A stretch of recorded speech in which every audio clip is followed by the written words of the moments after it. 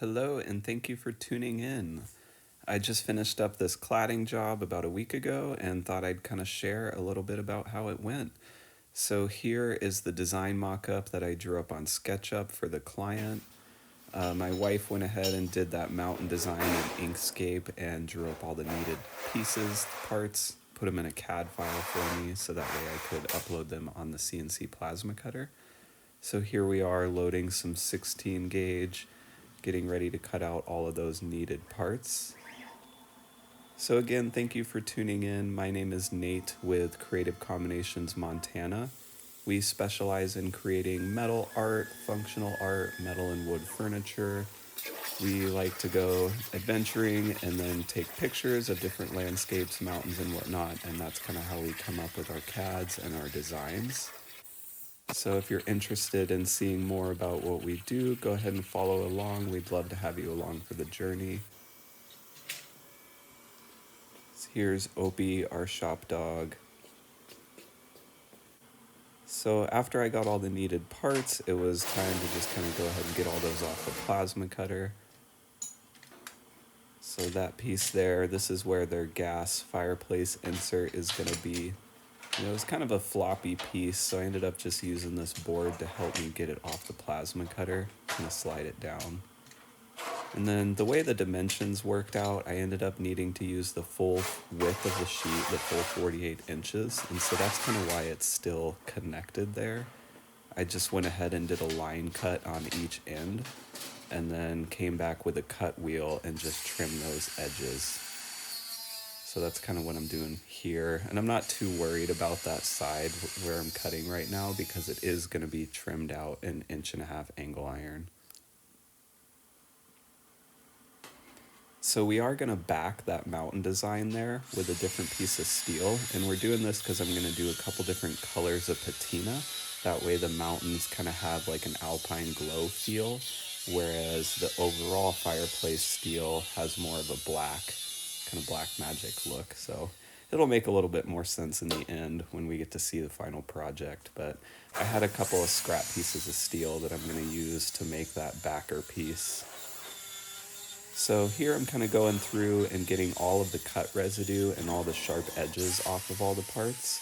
We want everything to sit nice and flat, so I just had to go through and make sure that I get all of the cut residue, all of the dross off of the back side.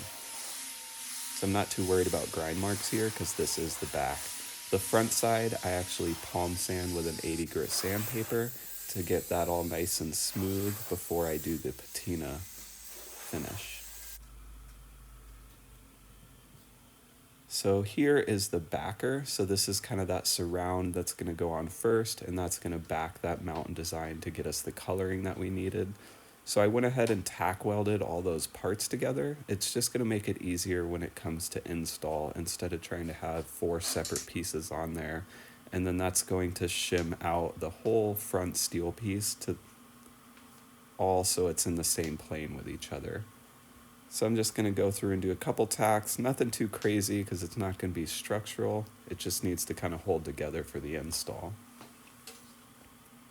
So once I got it all welded together, I did go back with a flap disc and just grind those welds down, just again so everything sits flat and nothing gets pushed out weird.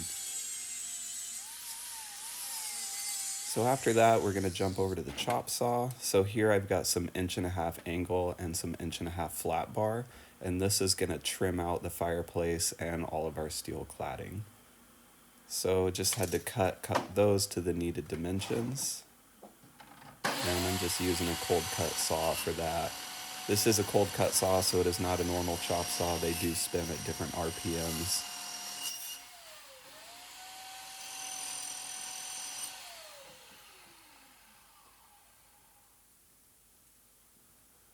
So once I got all my parts cutted to the needed dimensions, I went ahead and drilled all the holes for mounting holes.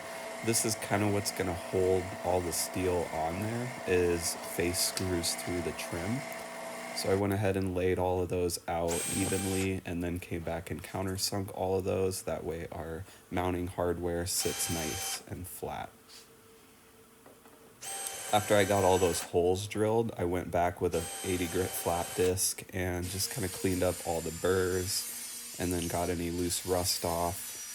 I also hit the front sides, what's going to be visible, with an 80 grit sandpaper, just with an orbital sander. And I do this to a lot of the stuff that I patina. It just helps that patina go on a little bit more smooth and consistently. So here are all the parts. They are all done and ready for patina. A couple extra parts there just for some other cladding. But here's that front face plate with the mountain design. And then here we are jumping over to the patina. So this is Black Magic patina. That's what I'm doing on all the front side. So I'm going to go ahead and get all that on and then wash it off with water, get it all dried up, and then we will put the clear coat on it.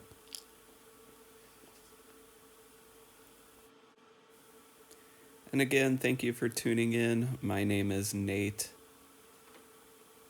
I am still kind of new at this YouTube game, so if you have any suggestions, feel free to let me know in the comments, or if there's any of these steps that you'd like to see in more detail, a little bit more explanation, go ahead and let me know in the comments as well. And I'd love to do more videos in the future and maybe incorporate some of that stuff that you guys would like to hear. So once I got all the patina, the reaction that I wanted, the coloring that I wanted, I went ahead and wiped all of that off with a sponge. You have to make sure and clean all that patina off because it'll continue to oxidize, it'll continue to rust over time. So it is important to wash all that off and get it all dried before you apply a clear coat. So now we're going to jump over. This is a copper plate patina. And so this steel piece here is what's going to sit behind our mountain design. And I wasn't worried about it being super consistent here because I was wanting some of that character to show through to hopefully kind of match his mantle a little bit. He's got a wood mantle that I'm hoping kind of ties in with the coloring with the copper plate patina here.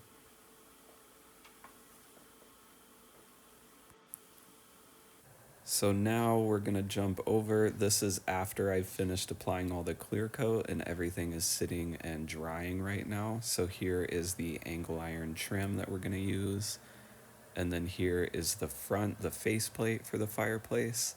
And then this is the backer.